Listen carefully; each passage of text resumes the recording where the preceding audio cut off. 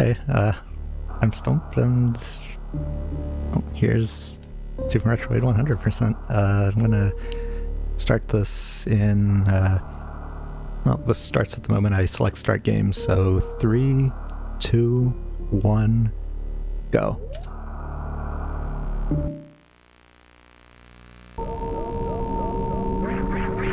Alright, there's a, so this is Super Metroid 100%, so we'll be getting all the way through this, collecting every item that there is. And, well, the timing doesn't include it, but there's a little beginning, like, story part that, like, says what happened in the previous two games, and we end up on this little, research station to due to a distress call, and we to see what happened with the last Metroid that we saved in the previous game, and well, it looks like it's being stolen by Ridley. So there well, there are two ways to get through that fight. One is to hit Ridley with 100 shots, and the other is to take damage to get below 30. That's faster. So since the doors here open automatically, one thing you'll see me doing is angling my arm cannon to stop just in range of them to get them to open a little earlier, and oops. And so I can pick up a little more speed through them.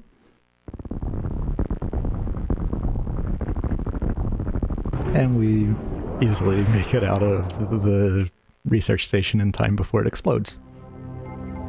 So Ridley's taken the Metroid to Planet Zebes, and oh, we gotta go deal with those space pirates again.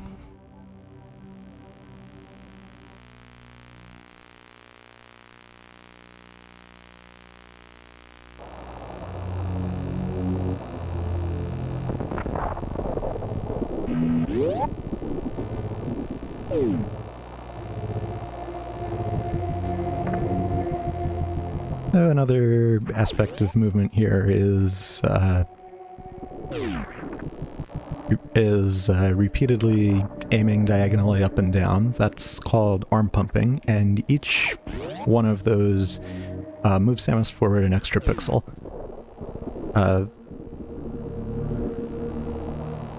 And that adds up to a little bit of extra distance, although it technically does not increase the movement speed values. And we go down through parts that are the ruins of the end of the first game, where we'll finally start to pick some of our items up.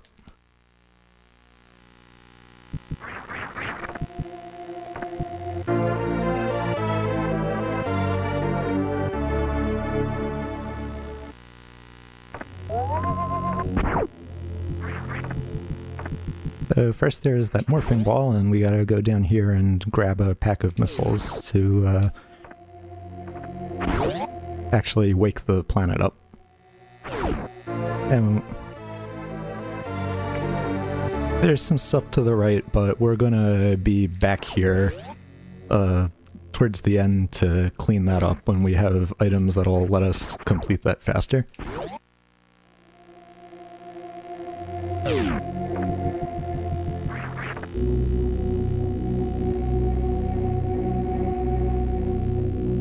And there's a technique I did when exiting the missile area called a mock ball that I do a large number of times through the run, but in a couple minutes we'll get to probably the most notable application of that technique in the run, and I'll talk more about it then. And there are a few ways to get back up this room in an efficient manner. And I prefer to use wall jumps up the right side.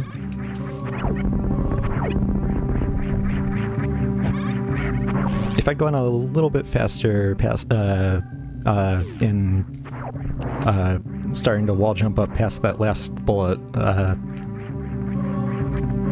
it would have made it to that last enemy on the right wall before it despawned. So actually, I just did another mock ball there. That's what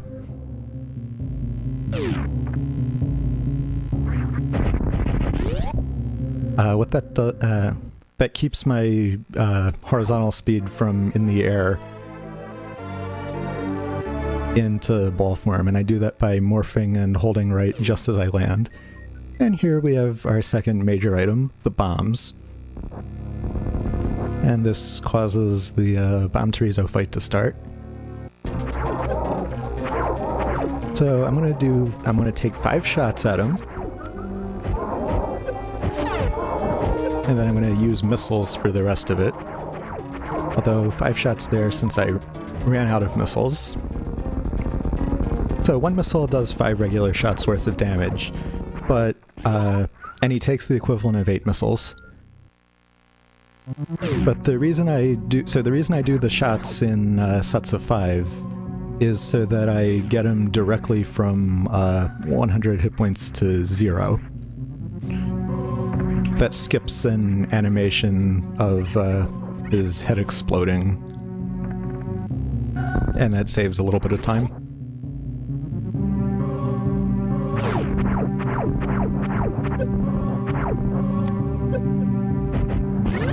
Now, I fired 2 missiles there, one to defeat a waver that'll be in my way who will drop a missile drop, which I just picked up off of that item fanfare there, and the other one opened the door. And since the energy tank wow, I'm getting no missile drops. This is... wow! Well, the RNG decided that it was not going to be nice in any way to me in that room. I should have... ideally, I wanted to have full health and at least 3 missiles when I finish that, and generally those space pirates will drop enough missiles that I will get to that point. But that time they decided not to. So we'll go down and we'll do the first major sequence break of the game.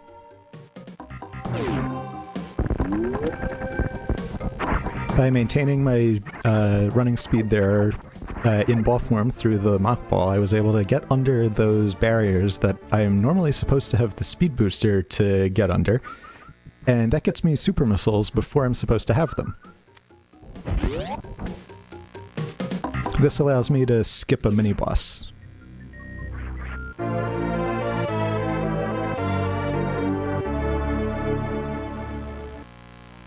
At the top of a large pink room that's a couple rooms away, there would be the mini-boss Spore Spawn. But the pack of super missiles that Spore Spawn guards, which is what is supposed to be your first pack of super missiles, it's possible to get to go in the exit of that section. Ooh, I came very close to making the reverse mock ball, but that's very tricky to do. It's far more difficult than getting the mock ball from left to right in this room.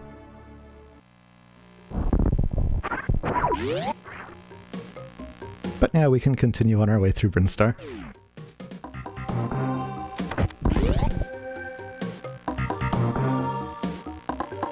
Here we'll... oh. Lost my speed there, and we'll bomb our way through that.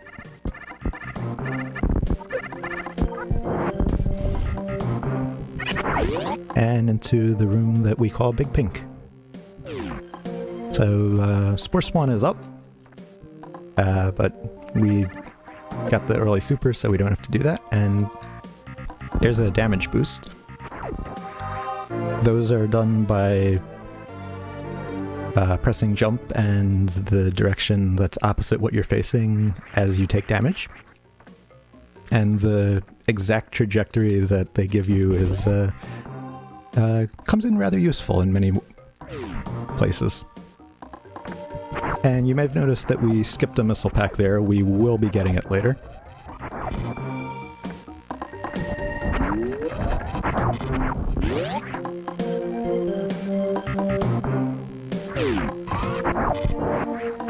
Yeah, I'll be fine without that super missile.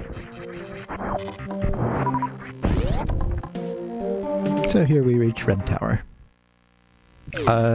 This is one of the first large divergence points between the different categories of this game. Many of them will go up instead of down in order to either get do wreck ship first or just to get power bombs before going down.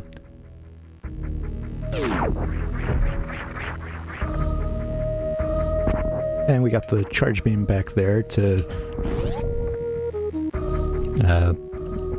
let us charge up a shot that will do 3 times the normal amount of damage.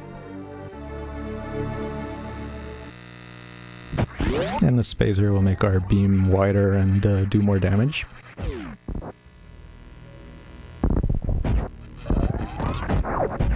Now there I turned around as I landed on that crumble block, and that caused my vertical speed to be preserved through that. That's called quick falling.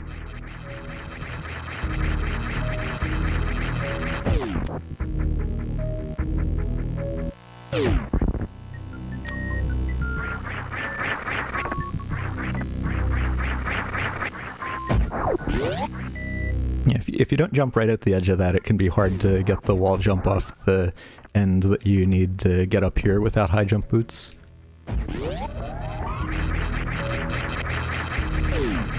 But now that we're in there, we can make our way over to the first major boss of the game, Kraid.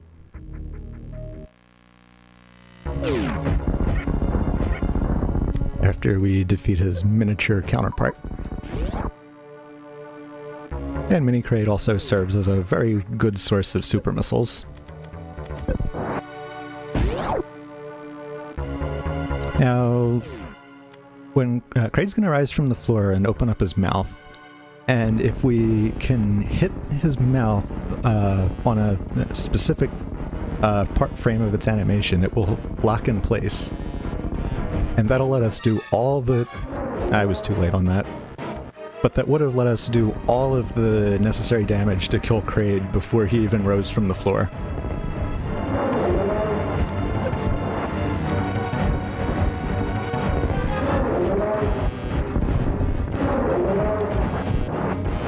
But it didn't take us much longer to get the not quick kill on Kraid. And our root word for that is going to be the Varia suit.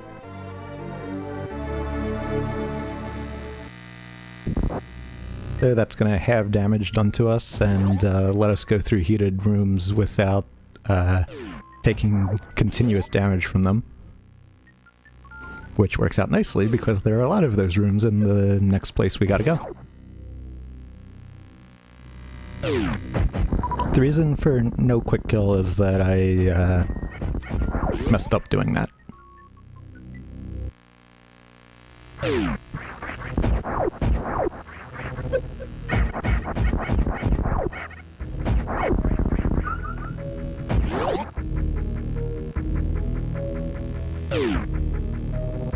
Now, I jumped through the, door before those key hunters in order to spawn them a little bit higher to keep them from getting in the way when I was jumping up out of the floor there.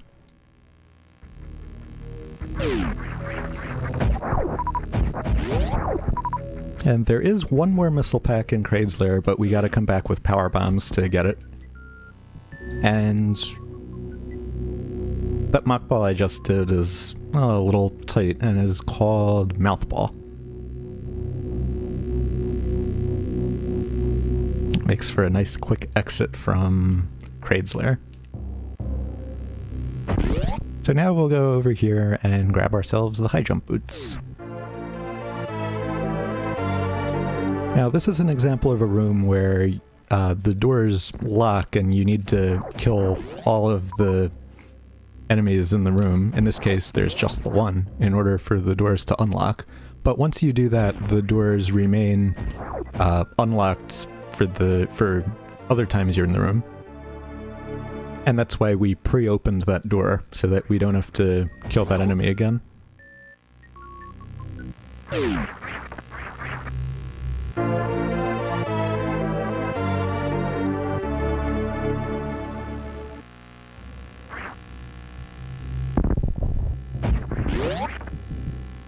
Now we can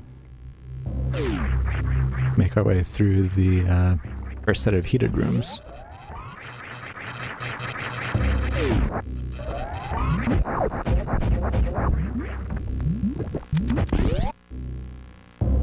That jump I just did is...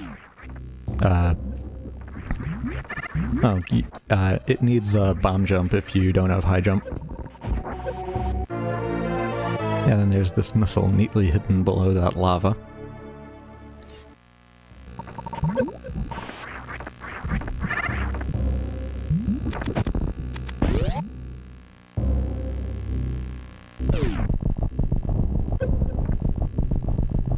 And you can either go through those, all these platforms here, or you can morph and roll under them. This cack attack up here really enjoys getting in the way of, sniping you out of the air when you're trying to make that wall jump I just got. So sometimes we like to call that one the real final boss of the game.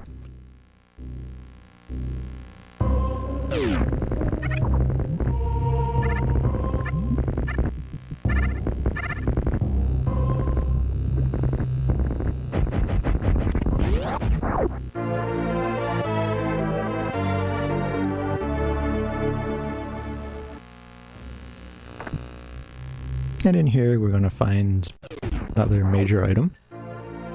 One that's going to allow us to go really, really fast.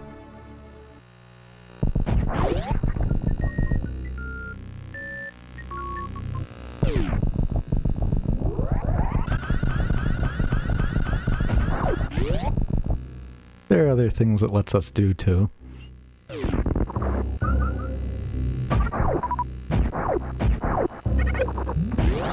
But when we get that blue state, the speed echoes, we are able to break some types of blocks and otherwise and damage some many types of enemies we run through.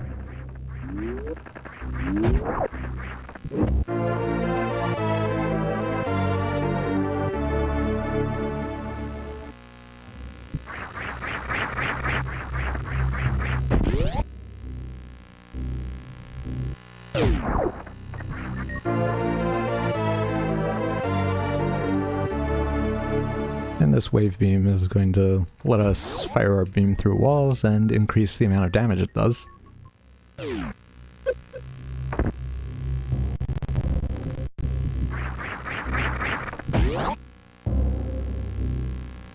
When you have both speed booster and high jump, if you're running faster along the ground, you end up jumping higher, and that's what I took advantage of to get out of the room before wave beam.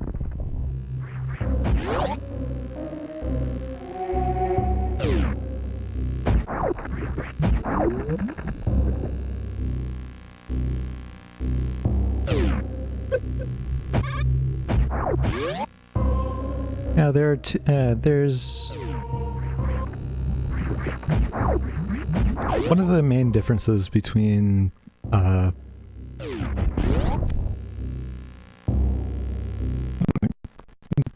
level 100% and not is... I'll say that after this fight.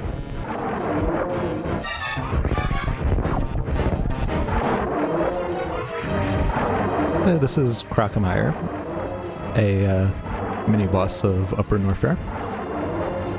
He doesn't have health in the traditional sense, but instead is knocked backwards by shots into his mouth, and eventually onto that bridge where he falls into the acid. Also, not getting very many of those arm-pounding fireball cycles was good, but that's some good RNG to make up for what happened before we entered Brinstar. I let off a charged wave shot up diagonal right under that E-tank, and that actually wrapped around to the left side of the room and pre-opened a door so that we can do this.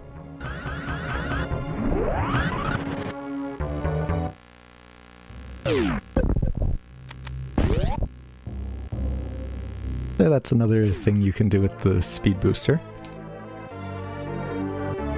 You can, once you get echoes, charge them up and shine spark.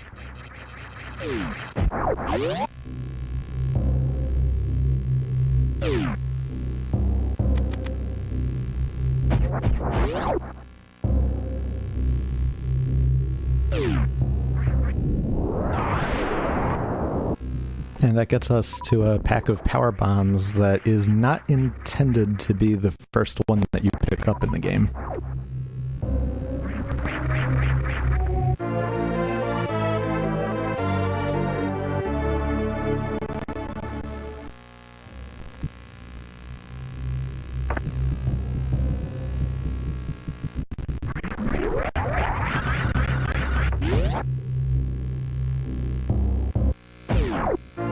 And here's the main item I was guarding.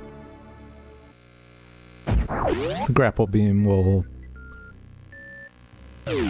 I hit the door, so I can't do the most awesome looking mockball in the game. It's possible to jump from there and make it all the way and land such that you can mockball right through the morph passage that I just went through. Hopefully the strategy I'm going for here works, because that looks really nice when it works. Oh, it did. So off of this damage boost, and the item fanfare, I buffer the shine spark input and easily make the reverse passage over those spikes.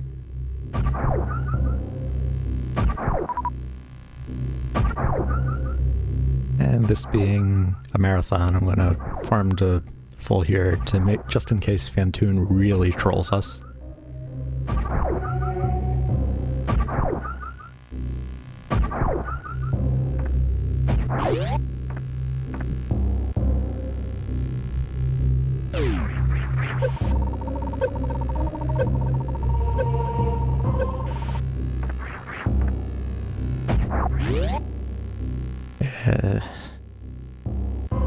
Or I get stuck in the acid like that, so I'm gonna grab a little extra health there.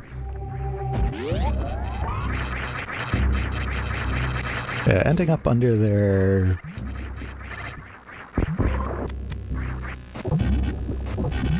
It can be... you move less than you might think from holding the direction down for a particular amount of time. But we're now finished with our first trip to Norfair. We got a bunch of items that'll serve us well for the wreck ship and for Meridia.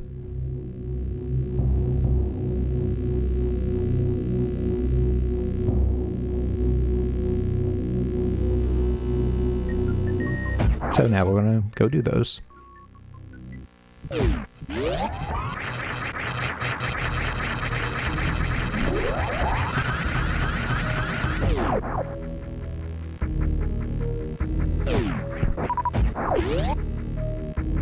So there I charge a spark and jump across to the middle of that room so I can open the door and spark through it. That's called Alpha Spark, because it's the first spark that's done in any percent.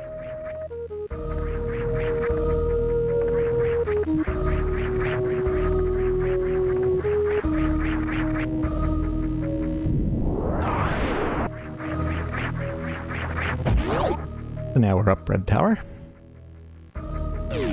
And we're a little bit short on our damage boost, so the Vile Plume used Bite on us. But now that we're through there, we will get to what is intended to be your first pack of power bombs. And we deal with those yellow enemies by damage boosting off of them.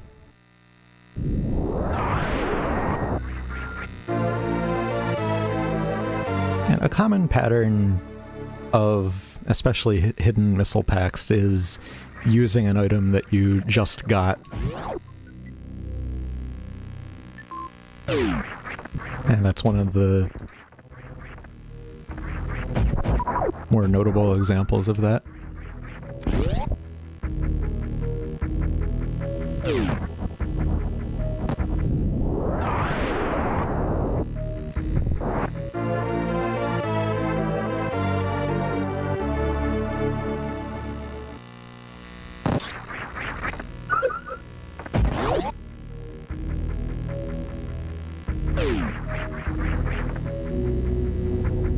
Now that we have collected those things, we can go over to the wrecked ship and deal with Fantoon and get the gravity suit.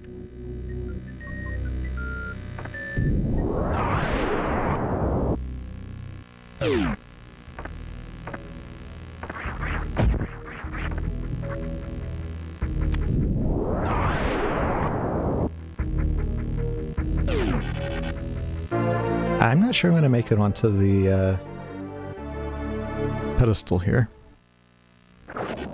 I did not. That can happen if you jump a little bit too early, or let go of the grapple a little bit too early there.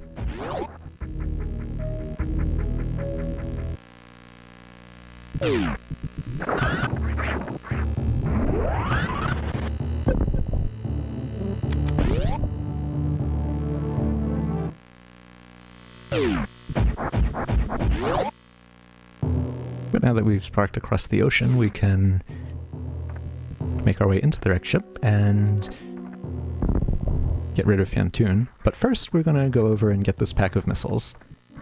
And that is because the ship is not powered yet. And for whatever reason, the spikes need power to hurt you. You may have noticed that I stepped on them a few times on the way over to the missile pack.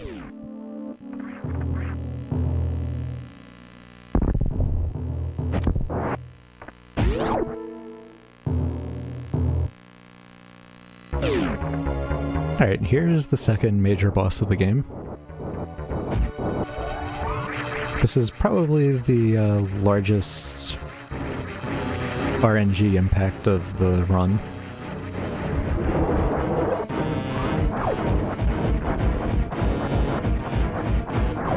F.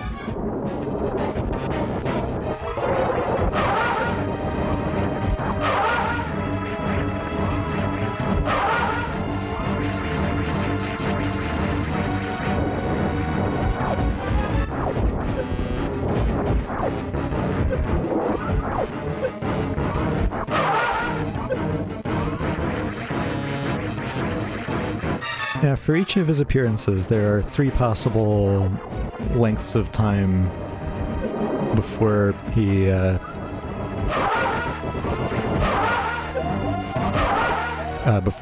opens up and becomes vulnerable.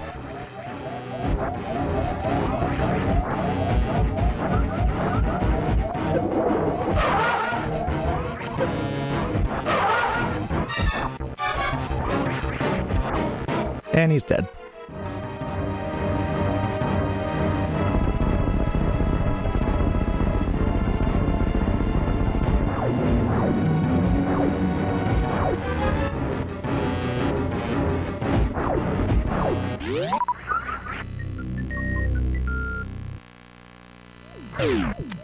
So now that we've defeated Fantoon, the power's back on. And that will open up the doors that were gray on our way down here, where there are some items. Most notably, 2 packs of super missiles that I'm about to get, but also the gravity suit that's that'll show up a little bit later.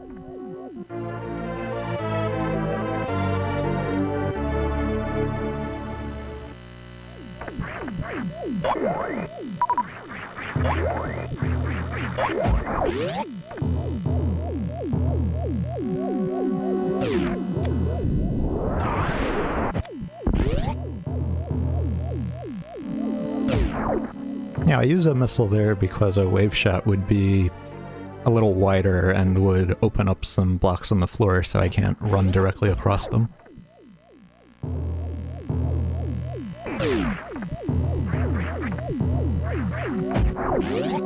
And now we reach a part that is often called Spiky Death Room.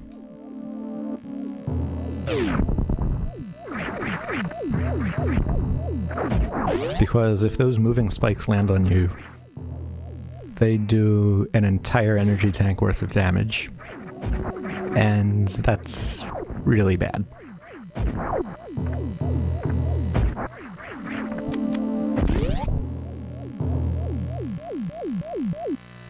So I did some...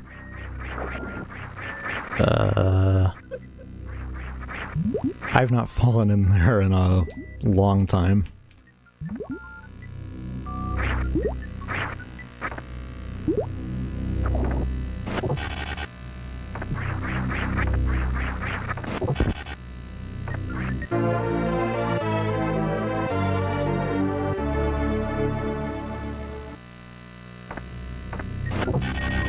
That energy tank is a nice thing to get now that we need to go back through Spiky Death Room to get to the rest of the wreck ship. That door to the right leads to what we call Forgotten Highway, the passage between wreck ship and Meridia. Because very few categories actually go through that. Now, when you morph in the air, you bounce once. And your momentum doesn't get reset until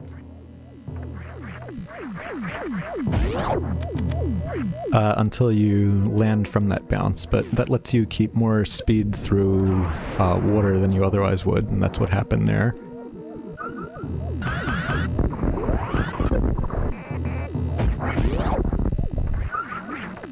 And where there was that obstacle of 2x2 shootable blocks with a 1-tile tall ceiling, I jumped in there in a way that would cause me to get stuck.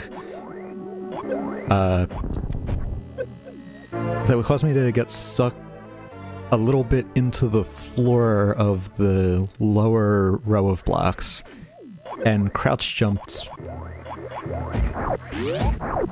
up from it, and that allowed me to clip through the ceiling there and get through it a little bit faster than otherwise.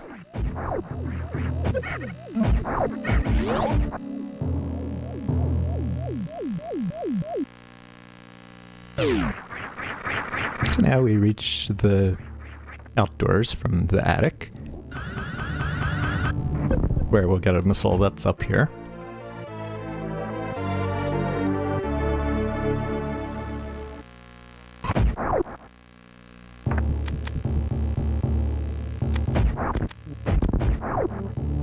And one that's down here.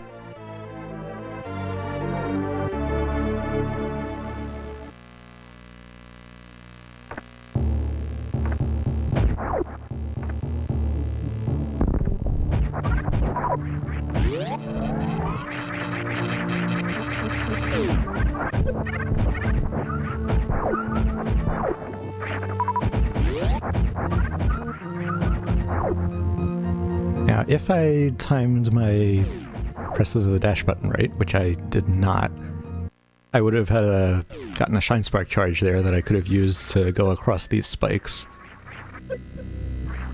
But you pretty much break even approximately in terms of damage from the Shine Spark versus damage from jumping across the spikes.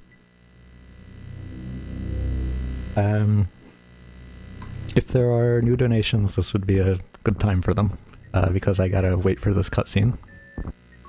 There is an incentive for what I do to the animals at the end of this run.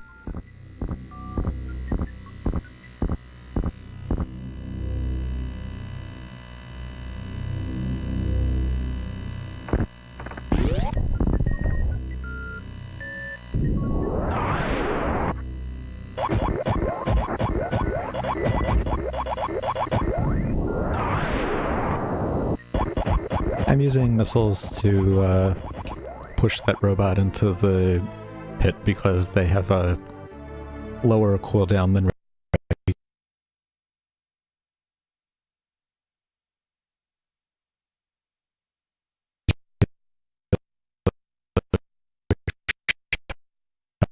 robots do.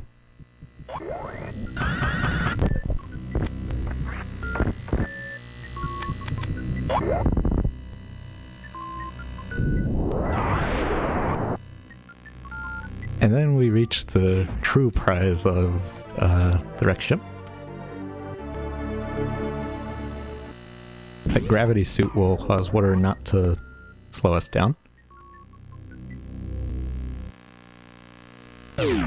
And it will also reduce the damage we're taking to a quarter.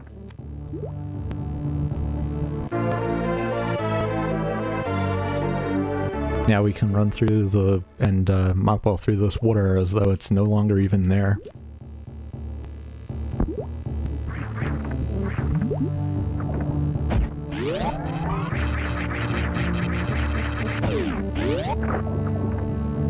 I jumped about a frame too early to be able to get a mockball on the other side that would have gotten us through this room really quick. And since we have enough energy between our what we have currently and our reserve tank, I'm gonna not take the refill from the ship there.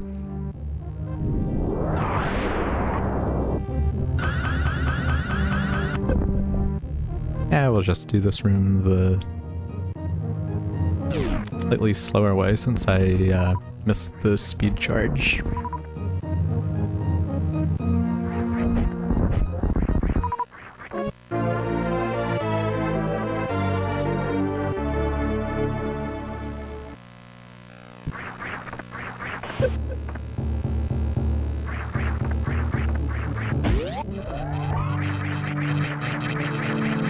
Now we're going to do another wraparound shot here. Oh, I was a pixel off in my placement. There we go.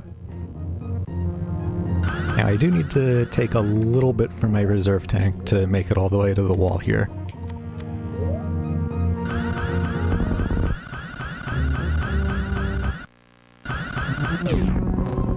But thanks to that wraparound shot, we could just spark all the way through the first half of this pair of rooms, which is known as Gauntlet.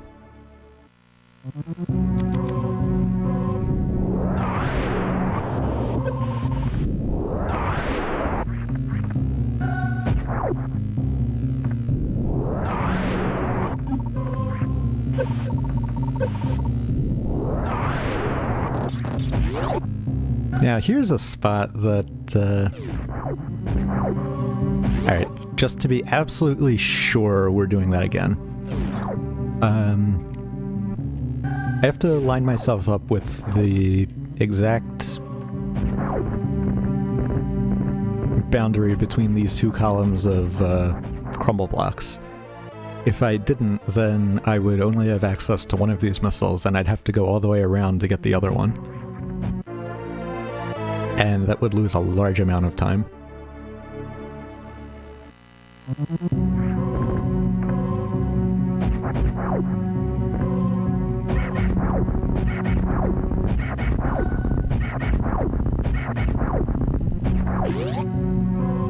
Now we meet up with the main path through this part of Criteria, and we can go back down into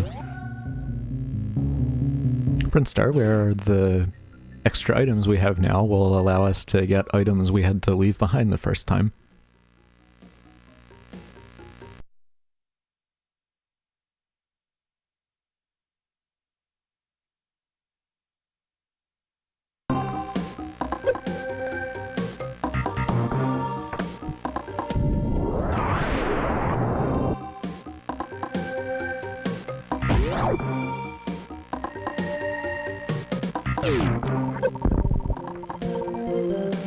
Thanks, Kip.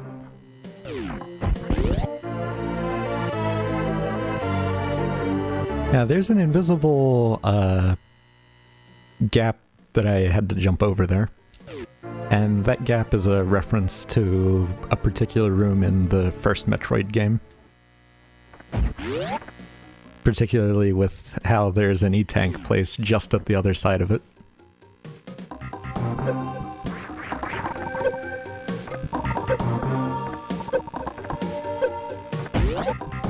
And those little platforms can be annoying to jump across, but we can just damage boost over them.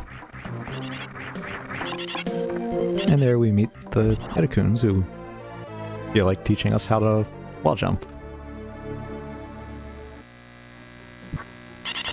Oh, I would have made that. Now, by doing a mock ball through there, I have enough speed to make it over the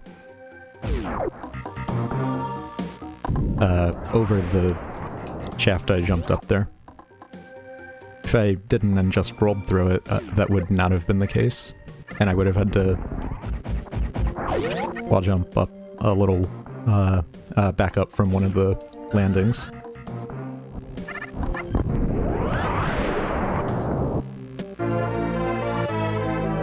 That's that Power Bomb plus Shine Spark lined up a little bit strangely, but I still got everything that I was hoping for. Oh, I got the quick fall through there. This means that I may be able to wall jump back up here before the block fully respawns, although I was a little late on the input, so that didn't happen. But that would have been called the Mission Impossible strat.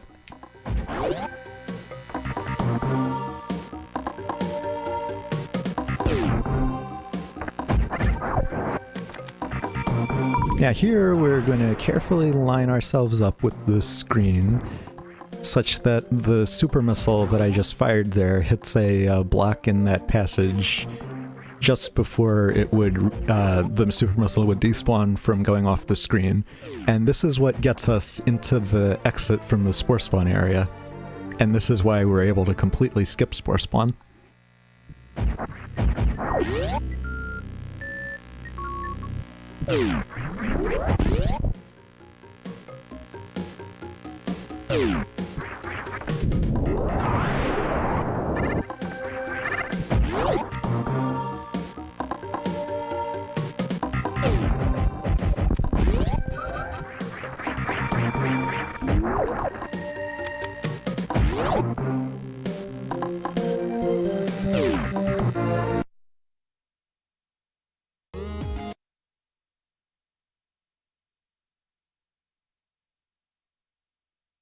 So that's intended to need Wave Beam, which is how I opened it, but it's also possible to open it with a carefully placed super missile through similar off-screen trickery.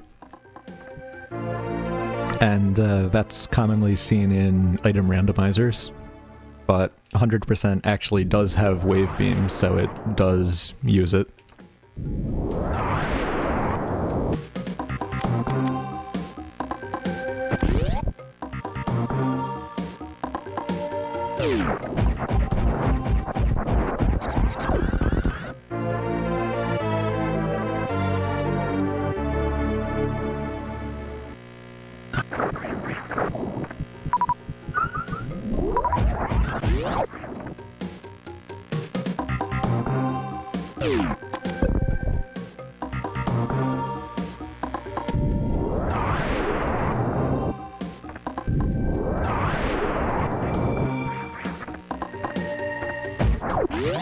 Now, this power bomb I'm about to lay may seem like it's not going to do anything, but there's a yellow door a little bit up and right there that it pre-opened.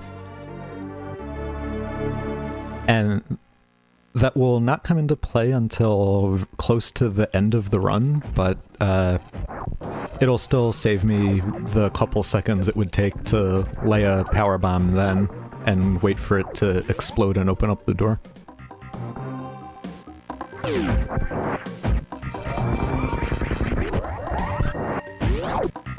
If I let that shot off a little bit later, it might have opened up the door and allowed me to do a mock ball with speed echoes called a speed ball through it, and that would have broken up open that bomb block. That's called the blockbuster. It requires a lot of well-timed inputs in a row, so I've only ever actually gotten it once.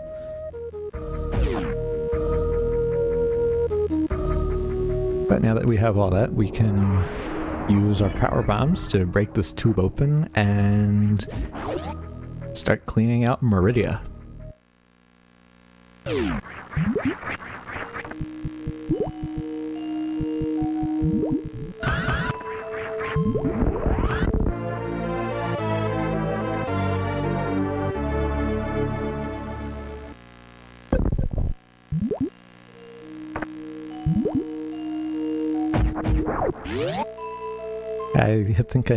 I hit the jump button a little bit after the door transition, but if I hit it just before, the jump that would have resulted from that would have gotten me a good amount of the way up the right wall there. That would have saved a little time.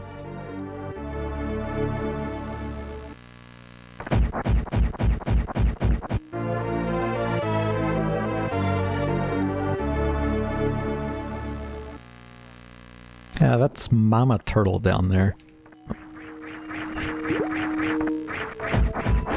The intended path to that E-tank is to wake her up and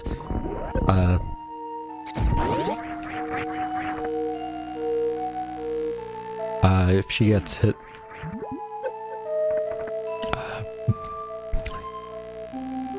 she'll rise into the air and then you can grapple up to the E-tank. But Shine Sparking is a lot faster than doing that.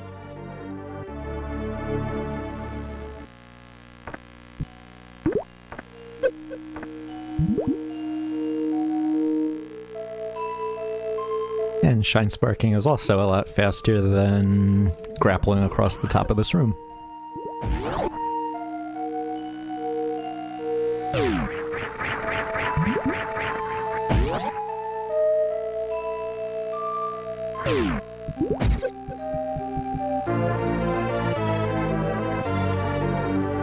Now what I did there was I shot that fish so that I would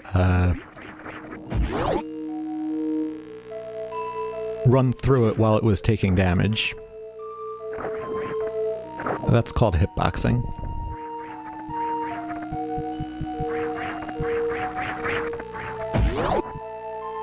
And here, although I've done it a couple of times during the run, I aimed down when I was going across those little gaps.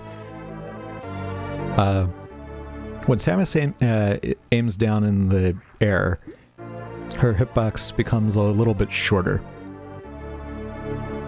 And it will move over the far edge of the gap before she'd fall sufficiently down.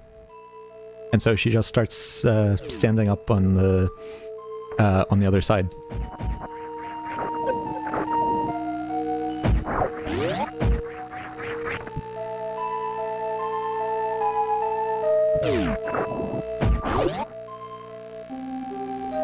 But now that we have the items from that upper part, which we call the beach, we can go down and into the aqueduct and the area we call Upper Meridia. Now this room... Well, actually, I'm about to set up for the next mini-boss, Batun.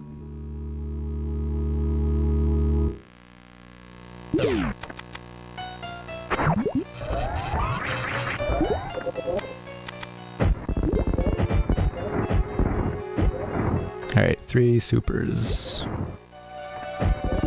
1 more super missile. Great. So what I did there at the beginning of the fight was a special beam combo. Those are done by having charge and 1 other beam selected. Oh, I hit the door. No halfie. Oh well. And having power bombs selected and charging your beam for an extra second. A particular attack happens depending on what the other beam you have selected is.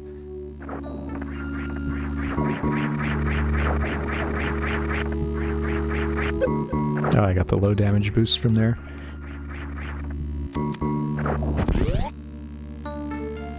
The one from the wave beam is those 4 particles that come in diagonally.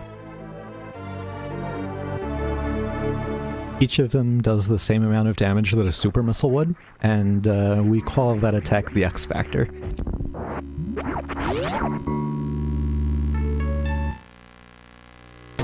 And here we have the 3rd major boss, Dragon.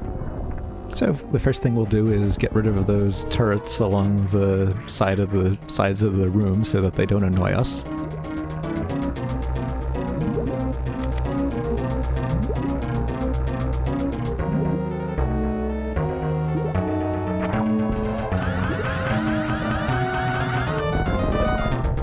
If I time that better, then... So we'll do an alternate strat here.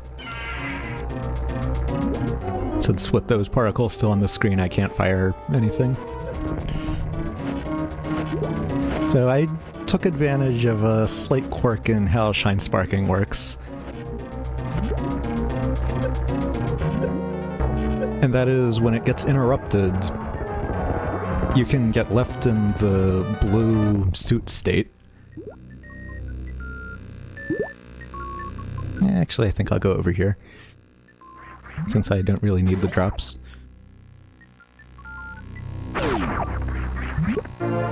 And by getting grabbed as I was charging up a spark, well, the spark doesn't happen, but the blue suit stays. So I'm in this persistent state of speed echoes. However, this means I cannot use the run button, because otherwise they go away. But the reason that we get this is because I can charge a Shine Spark at any time and use it in a convenient spot like that. So that was the reverse halfie.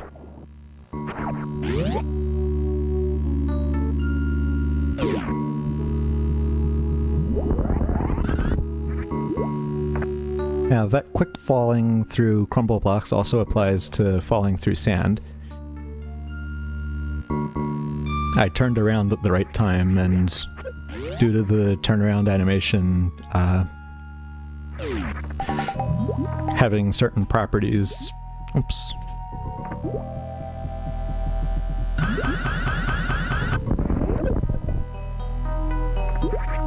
I don't get my speed reset, but for being in the sand until the animation ends.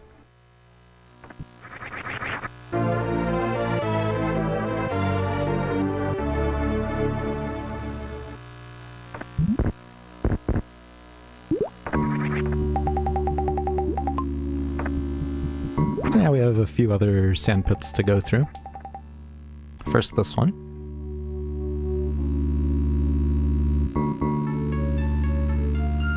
The repeated morphing and unmorphing pushes you down a few pixels each time, so it saves a little time.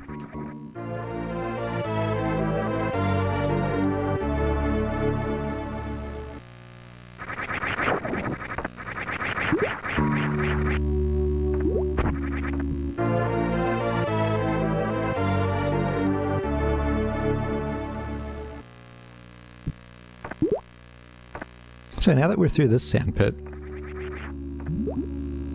we can go get an item that's highly versatile, but is such a long detour that generally pretty much the only category that gets it is 100%. We're gonna go pay our friend Shacktool a visit.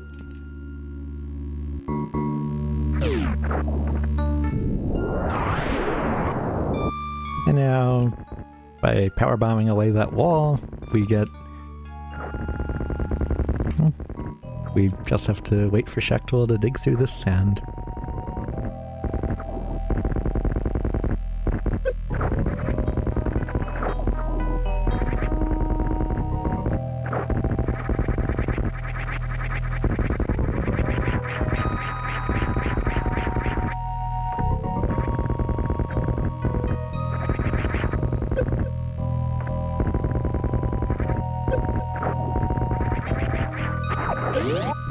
There is no way to speed that up, except the very end by manipulating the snails. But until you get to that point, there's nothing you can... you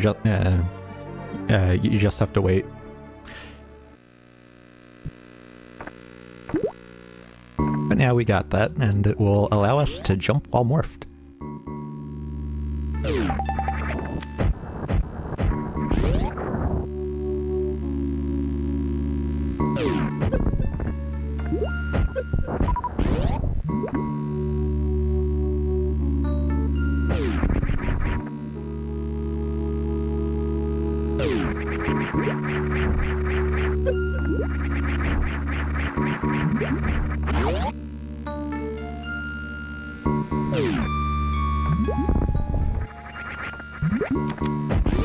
There we used it to more conveniently lay the bomb that we needed to open the ceiling up there. But here we'll be getting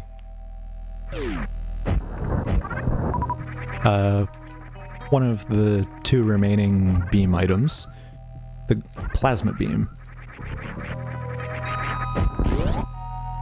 This greatly will increase the damage done by the beam.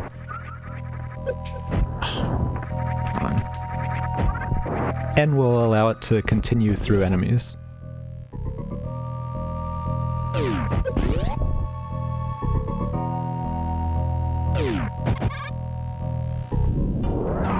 And that power bomb will pre-damage some of the space pirates that are on the wall, but not the floor ones, because they're considered a separate enemy type that's not vulnerable to power bombs.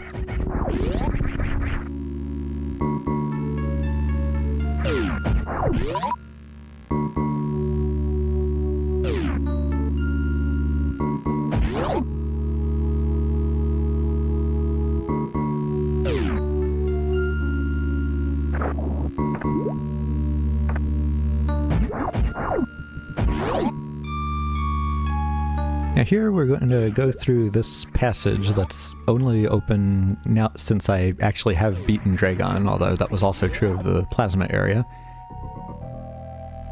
to let us go through the other set of sandpits. We call this room Cack-Attack Alley because it has a lot of cack-attacks. This makes it a very good room for filling back up on super missiles.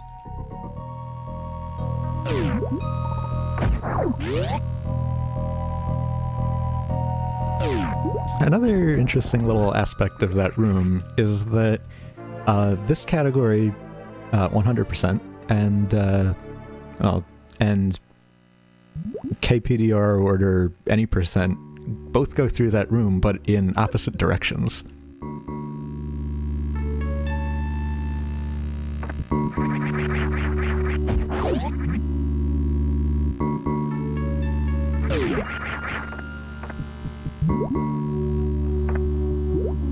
We just have one more sandpit to get some items out of, and then we are finished with Meridia, and we can move on to the remaining part of Norfair. and the fourth major boss, Ridley.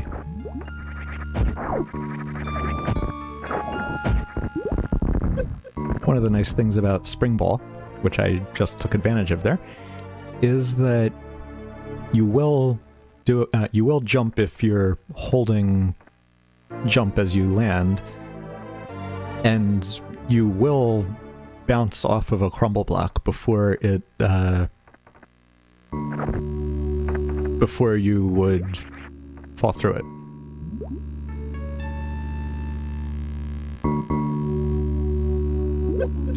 There's one place in Lower Norfair where this really comes into play and is used as a safe strat to get to a missile pack that has a high potential for losing a lot of time if you fall through crumble blocks in front of it.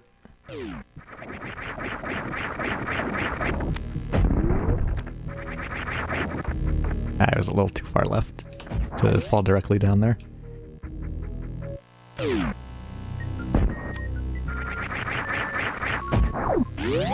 And now that we're passing back through here, we're gonna come over here and get that missile pack that we had to leave behind due to not having power bombs.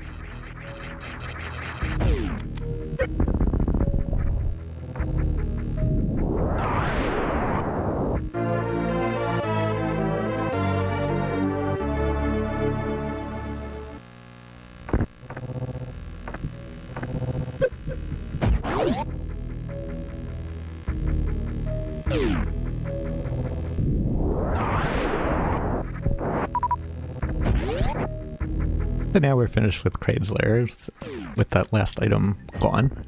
And Mouth Ball is a lot easier to get when you have Speed Booster.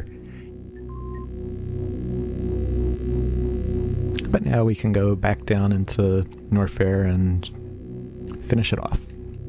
And the first thing that we're going to do here is obtain the last remaining beam item.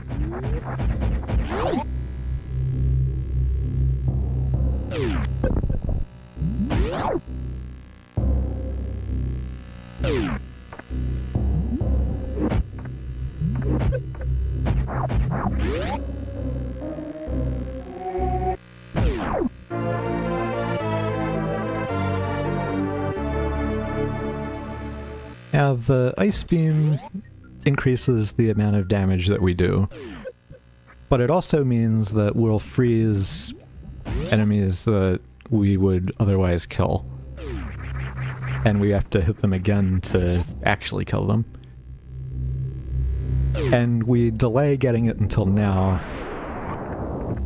because the extra shots would get in the way.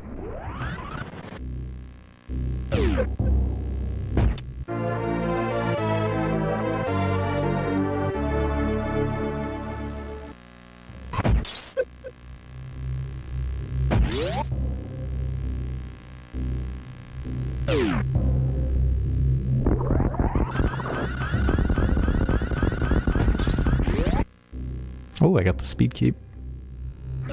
Oh, I didn't jump in time though. Alright. So I'm buffering letting go of a charge shot here. But I didn't jump before the end of the ledge. I could have kept all my speed through that door and space jumped very quickly across this area. But since I missed that, using the grapple beam is a little bit faster than what otherwise would have happened. Alright, hopefully I laid this in the right place that I can... I think I'm too far right. Yeah. Proper positioning would have resulted in a damage boost that would have taken me right down to the bottom of that, where I could nice and quickly jump up to this area that I just went into. That would have been called Chronic Boost.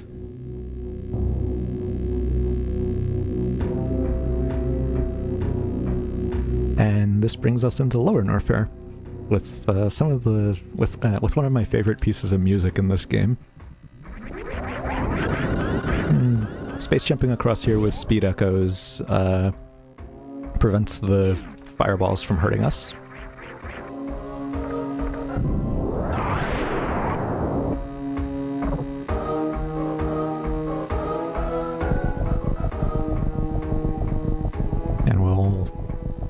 flush that extra acid out of here.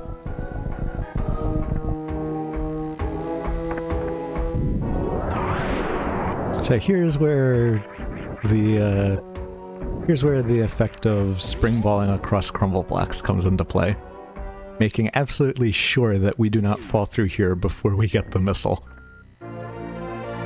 Because otherwise I'd have to go all the way back around. But this will bring us to the final mini-boss of the game, Golden Chorizo.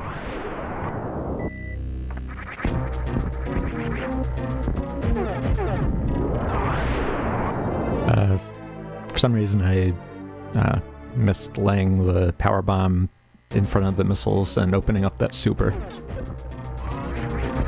The thing about Golden Chorizo is once you get him against the wall, there's this spot that you can stand in where you are too far right to be hurt by his attacks, but too far left to be hurt by his body, and you can just pump charge shots upwards until he's dead.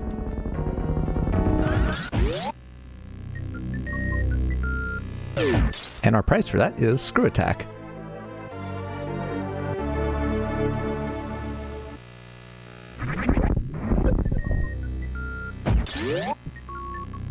This means we'll do massive damage to any enemy we hit during a spin jump, such as those things.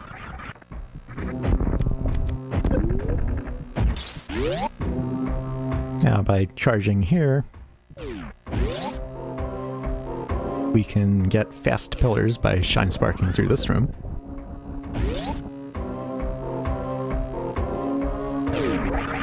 Where we reach the worst room in the game. Due to how annoying it is to deal with when you don't have Screw Attack.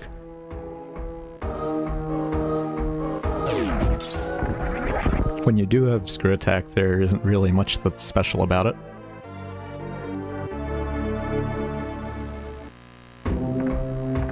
And up at the top there, we reach the Mickey Mouse missiles.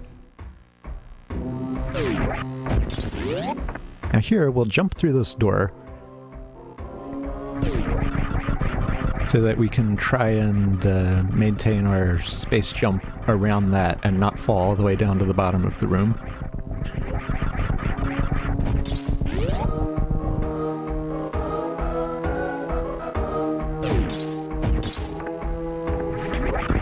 And I'm going to kill these key hunters to reduce some lag that will otherwise happen on the power bomb explosions for this and opening this yellow door here.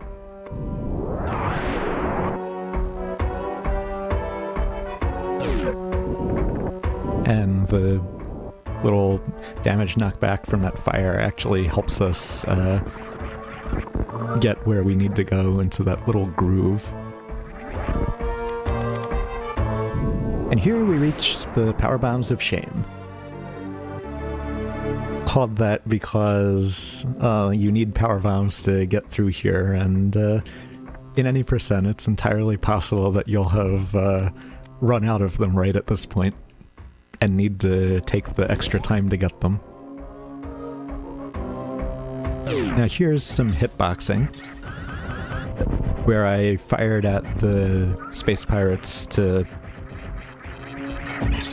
then be able to walk through them, run through them without taking damage because they're themselves taking damage. The plasma beam works really nicely for hitboxing because of it continuing through enemies, hitting them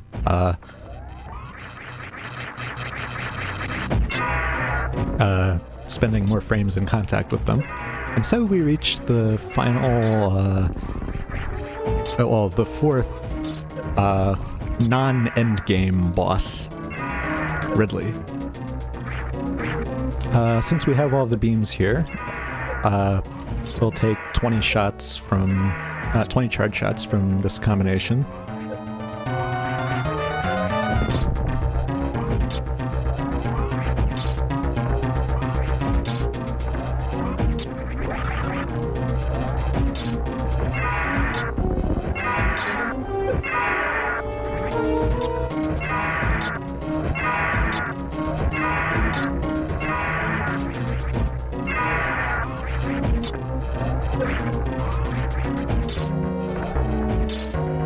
Oh, not quite dead. Probably a couple more shots. Now he should be dead. Yep. So when Ridley actually runs out of energy, generally he still needs to grab you to actually start dying.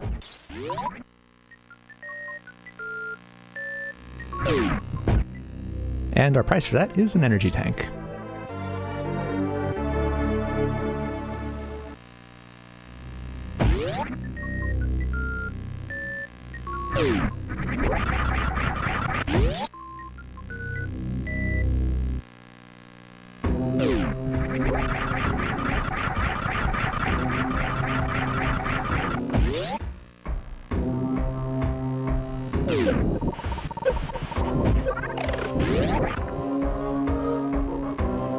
And here we'll hitbox through these again.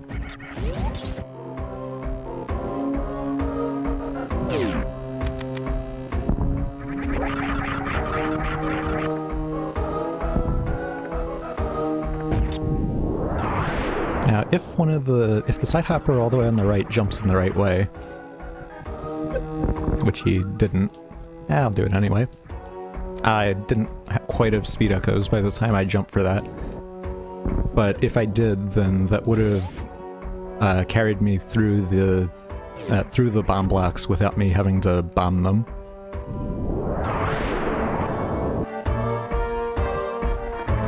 And that mockballing with speed echoes is called speedballing.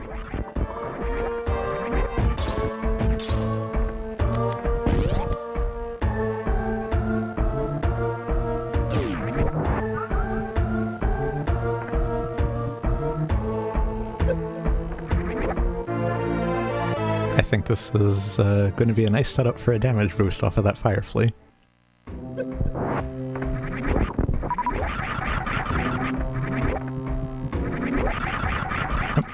I thought I might make it all the way up there, but no. So, killing those fire fleas slightly darkened the room, but we can still easily navigate it. Also, depending on how you enter that door I just went through, you might or might not spawn in the air.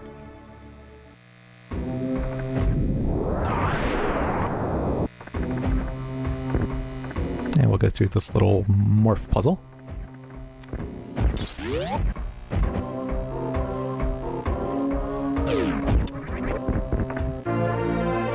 And we quick drop through those crumble blocks to get through them a little faster. Here's another place we gap skip by aiming down.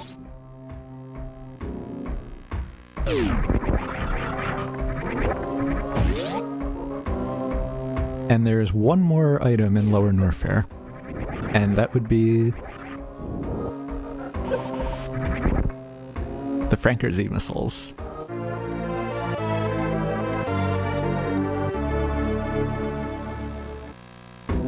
I hope I see at least one Frankerzy.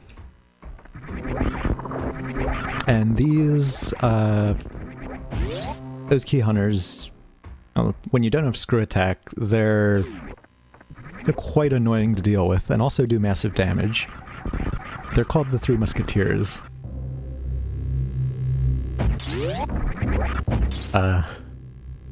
And they kill many runs of categories that are not 100%.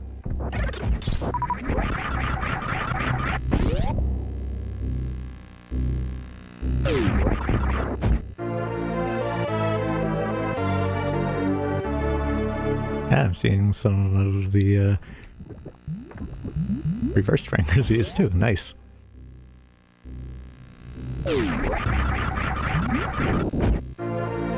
And this is the final reserve tank of the game.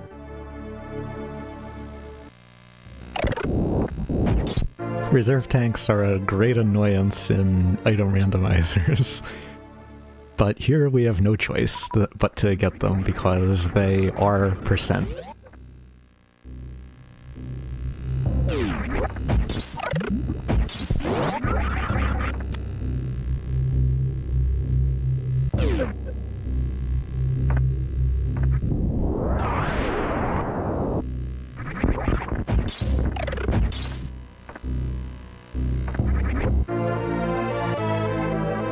And this missile is going to be our final item of Norfair.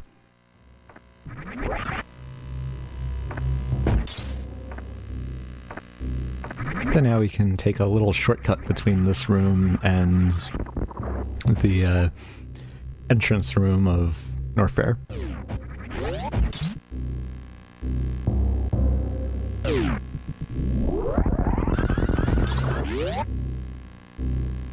I jumped a little too early. You want just the tiniest of jumps there to go clean through the center of the save station. But now we're completely finished with Norfair.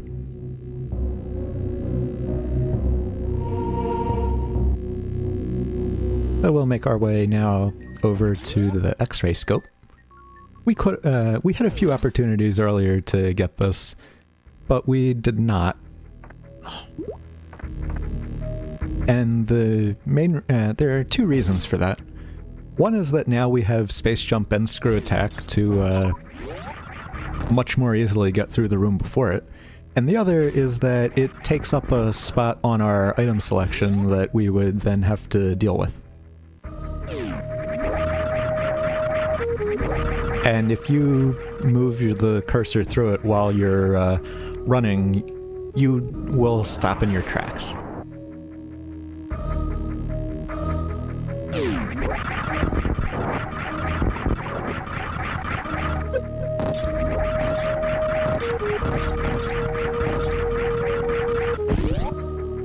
But this is our last chance to get it, so we do have to get it now.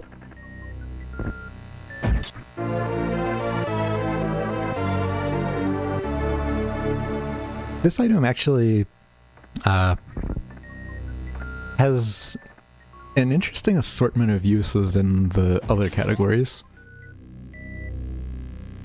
And in randomizers, but in 100% it just gets in the way.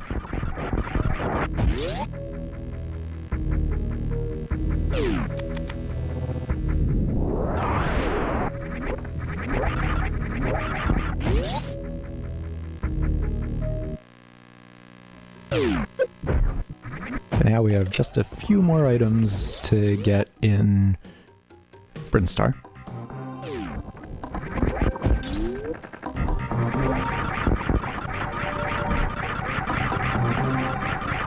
Alright, we got the full Green Hill Zone space jump.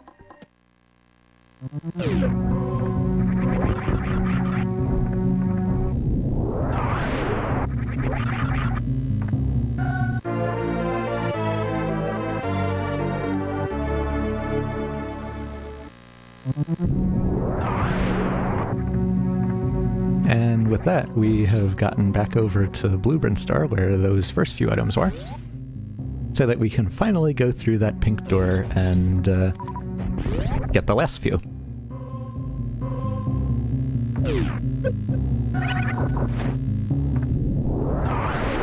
Including our final energy tank.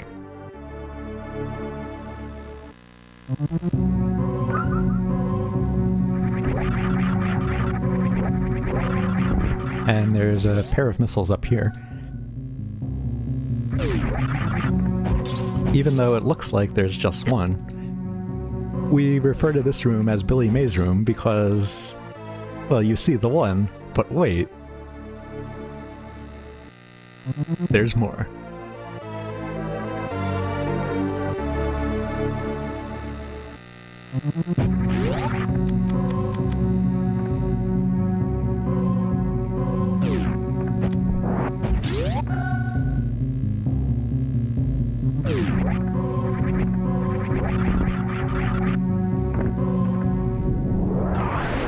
And this missile now finishes up Brinstar.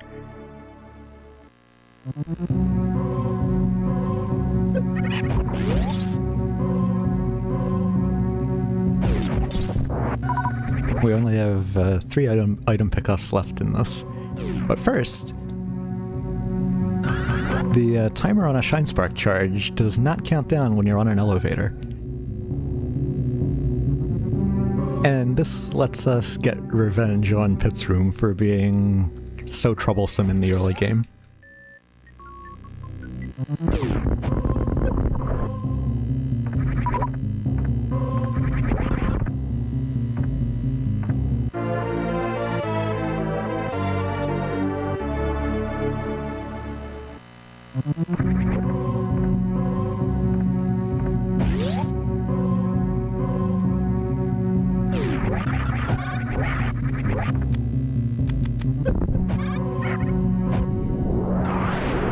Now, by letting this charge shot go at exactly the right time, which that was not,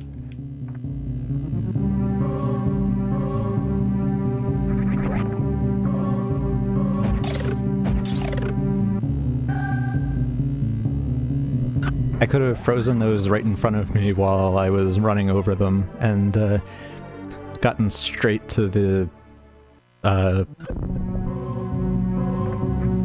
ability to charge a spark and get up there.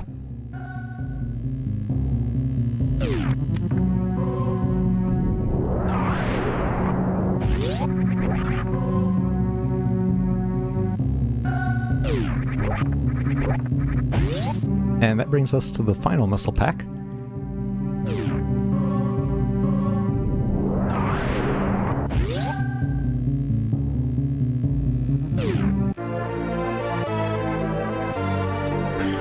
This should make our total missile capacity 230. And we'll see what, and hope that it reaches that off of the missile drops from the Metroids. Because now that we have all of the items, it's time to go into Torian and do the end game.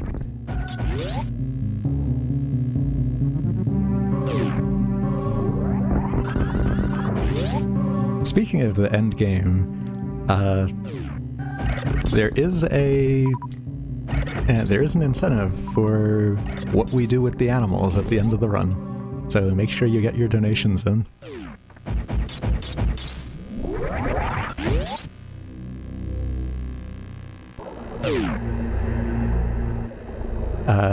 If there are more, this would be a good time to read them because this is another cutscene that I have to wait through.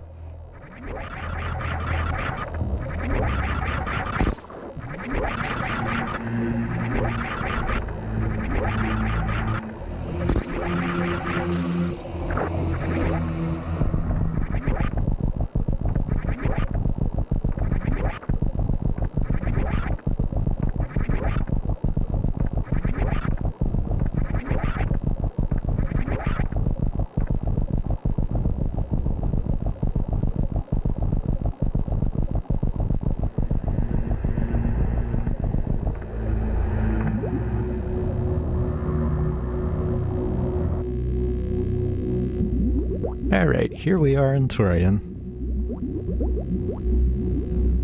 We've got 4 rooms of Metroids to deal with, then a 5th room that also has a Metroid in it, and then... oh, that was supposed to be a super missile. There's so much quick item switching in this that it's easy to accidentally do it one too few times.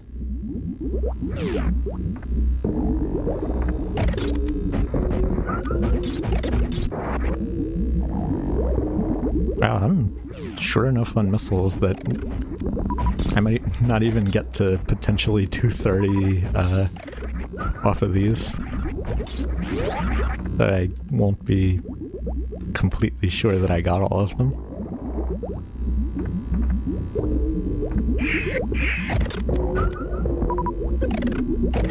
$222. Oh, that's a reasonably good sign.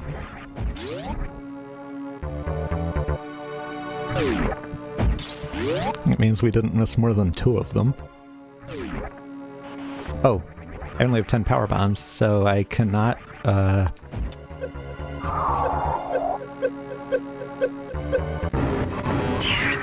means I cannot Crystal Flash to deal with the damage from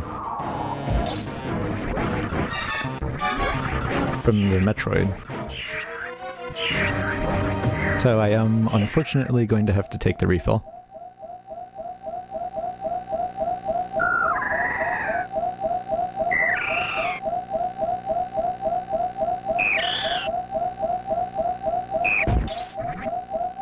Although, since we are taking the refill, I think I will take the...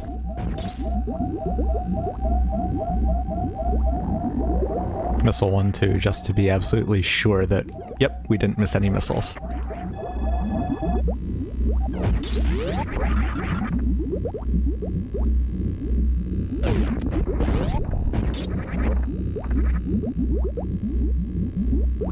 So now we can go and finish this.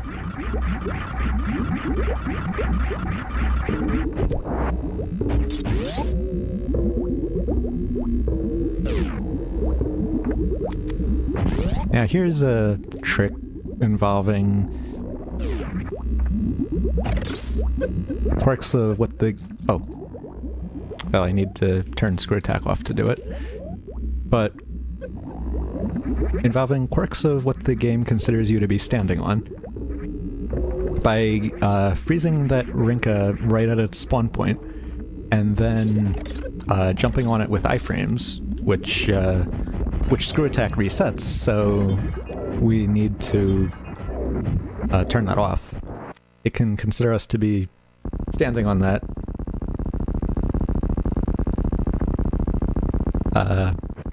And then we end up jumping inside the Zebetite and through.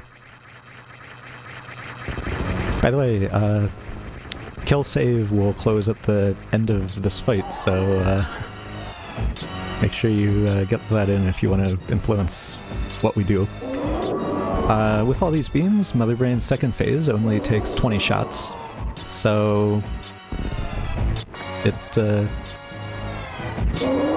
finishes very quickly. Except we lose a little when the when a shot misses because of Mother Brain ducking.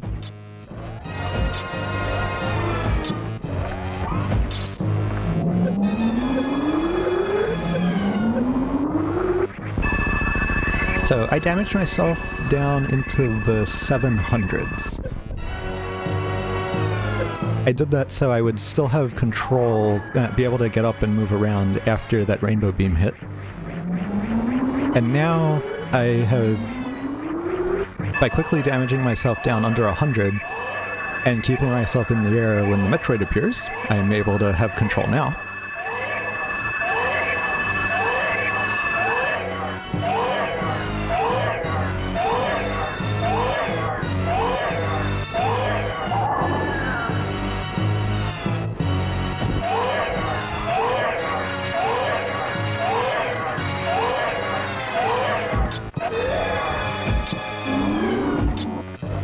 And now I can damage Mother Brain's third phase even while during what is supposed to be a cutscene.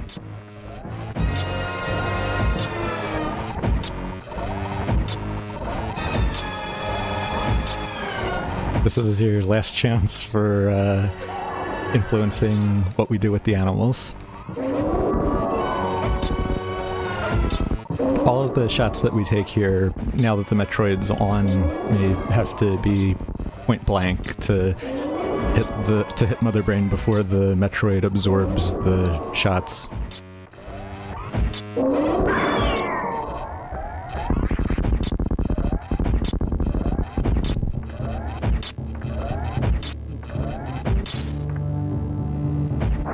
But with that extra damage we did, it only takes a few Hyper Beam shots to defeat Mother Brain's third phase.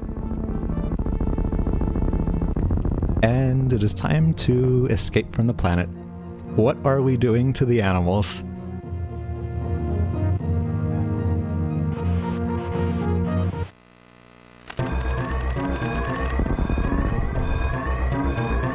We are killing the animals. I was on push to talk. I was trying to say, yes, the animals will die. Alright, it's good to save those frames. Now, there I took advantage of aiming down to compress Samus's hitbox so I could make it under that little thing there. And I used the iframes from taking that hit during the Shine Spark crash animation to jump through that space pirate that was on the left side.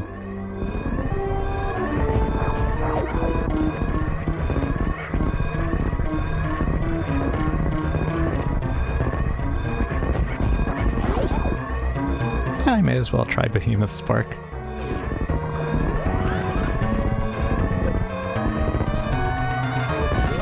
Certain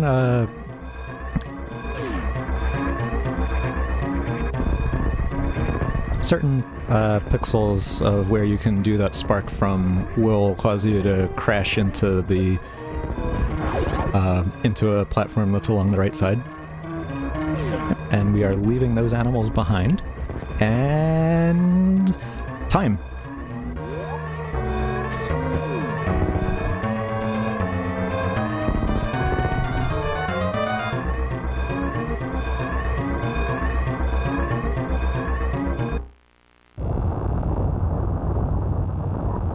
That is a 131.11. All right.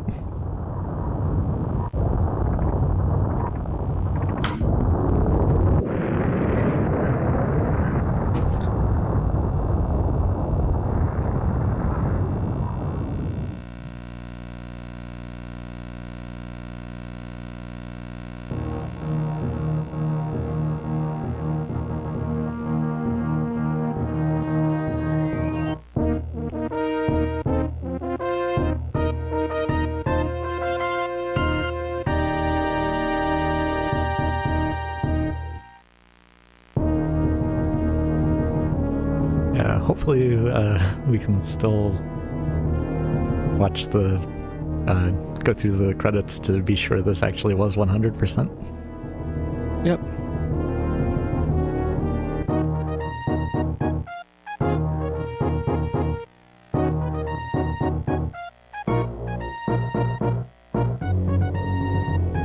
Also, for anyone wondering about the in-game time that was shown, that does not include door transitions or item fanfares.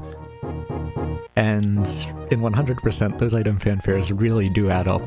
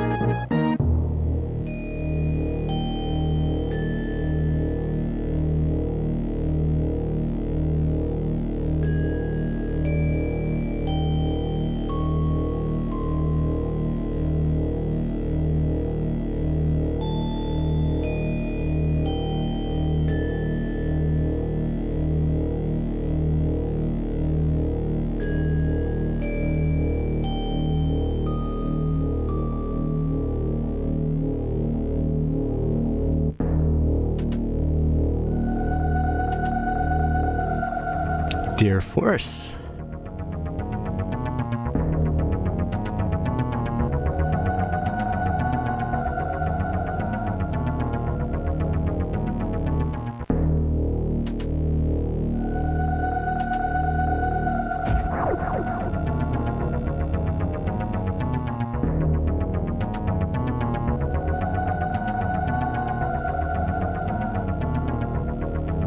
Excellent.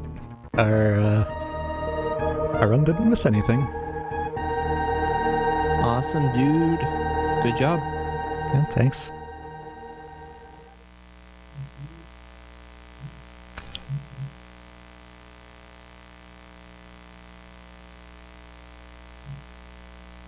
Anything else you'd like to say to end us out, my friend? Um, Thanks for having this run. Of course, you got it, man. Thank you Yeah. for running it. Very much appreciated that you participated in Voltathon Charged, along with all of the runners, all the staff involved who put in the long hours. It's tough, but for a great cause. All right, buddy. Thanks again. Take care. Have a good night. All right, have a good night.